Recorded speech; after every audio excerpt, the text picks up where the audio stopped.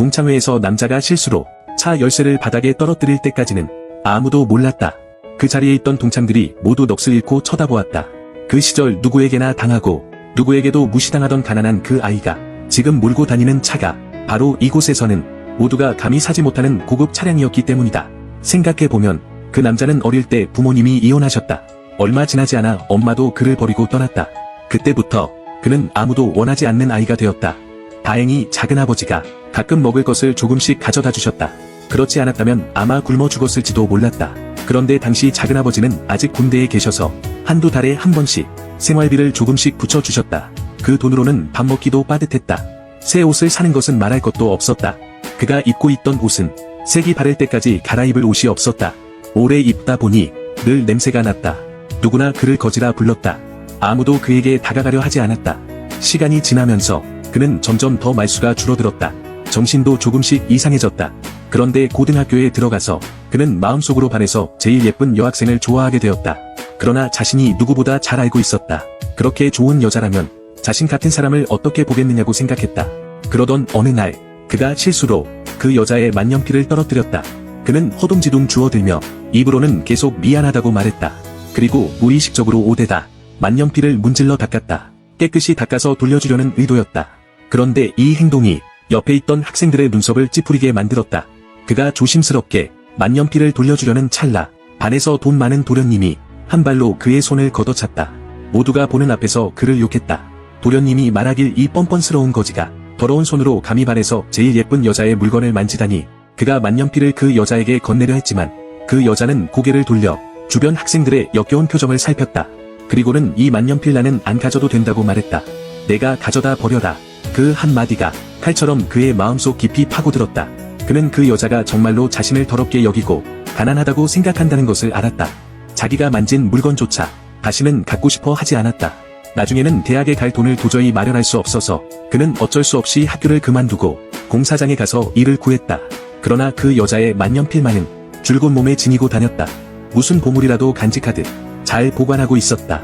바로 그때부터 그는 마음속으로 조용히 맹세했다. 언젠가는 사람 구실을 제대로 해보이겠다고. 그러나 얼마 지나지 않아 교통사고 한 건이 그의 눈앞에서 일어났다. 그는 생각할 겨를도 없이 곧바로 뛰어가 사람을 구했다. 그리고 가장 먼저 구급차에 전화를 걸었다. 바로 이 본능적인 선의가 그의 인생을 완전히 바꾸어 놓았다. 다음 날 그가 구한 운전기사가 일부러 그를 찾아와 현금 10만 위안을 내밀었다. 자기를 구해준 은혜에 감사한다고 했다. 그 시절 10만 위안이면 한 사람의 인생을 바꾸기에 충분했다. 그러나 그는 사회에 나온 지 얼마 안 되어 이 돈을 어떻게 써야 할지 전혀 몰랐다. 그래서 전액을 막 제대하고 고향에 돌아온 작은아버지에게 맡겼다. 작은아버지는 그 돈을 가지고 과감하게 장사를 시작했다. 몇 년 사이에 그가 운영하는 옷 공장은 지역에서 규모가 가장 큰 기업으로 성장했다. 그리고 그는 공장의 최대 출자자로서 당연히 두둑한 보상을 받았다. 어느 날 그는 방금 배당받은 수백만 위안의 이익금을 품에 안고 공장에서 나왔다. 그런데 뜻밖에도 마침 면접 보러 온 그 여자와 마주쳤다. 그가 인사를 하려는 순간 그 여자는 눈시울이 붉어지며 고개를 숙이고 울면서 달아나 버렸다. 면접관이 그 여자에게 말했다. 자기야, 누나가 너를 못 봐줘서 그런 게 아니야. 우리 재무부가 정말 자리가 꽉 찼어. 그는 그제야 알았다. 그 여자가 면접에 떨어졌다는 것을. 뒤쫓아가 사정을 물어보고 싶었지만 머릿속에 갑자기 그때 그 여자가 자신을 바라보던 역겨운 표정이 떠올랐다. 아마 그는 자신이 누군지 이미 잊어버렸을 것이다. 바로 그때 그의 전화벨이 울렸다. 옛날 동창에게서 걸려온 것이었다. 반 모임을 조직하겠다는 연락이었다. 그는 이 기회를 이용해 만년필을 그 여자에게 돌려주려고 생각하며 동창 단체방에서 흔쾌히 승낙했다. 모임 날짜가 순식간에 다가왔다. 거만한 부잣집 도련님이 일찌감치 식당 입구에 서서 자기가 새로 산 차를 신나게 자랑하며 보여주고 있었다.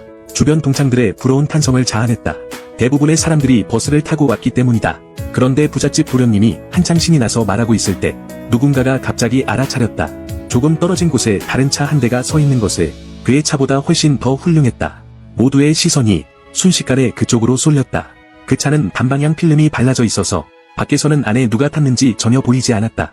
부잣집 도련님이 호기심에 차 옆으로 걸어가 안을 들여다보았다. 차 안의 남자가 그를 흘낏 보고는 얼굴에 비웃음을 띄었다. 아예 고개를 돌려버렸다. 신경 쓰지 않았다. 부잣집 도련님은 섭섭해서 차창을 두드리며 이 큰 손과 가까워지려고 했다. 그러나 차 안은 계속 조용했다. 그는 하는 수 없이 씁쓸하게 동창들을 데리고 먼저 호텔 안으로 들어갔다. 모두 모임 장소에 도착했을 때 그 여자가 먼저 막 들어온 이 남자에게 다가갔다. 그의 마음이 움찔했다. 자기를 알아본 줄 알았다. 무의식적으로 주머니 속의 만년필을 만져보았다. 그런데 그 여자는 그저 정중하게 그에게 웃어 보일 뿐 그의 이름은 전혀 부르지 않았다. 그는 한참 멍하니 있다가 겨우 정신을 차렸다. 자기를 전혀 기억하지 못한다는 것을 알았다. 그 여자는 그와 가볍게 악수만 하고 돌아서서 다른 동창들과 이야기를 나누러 갔다.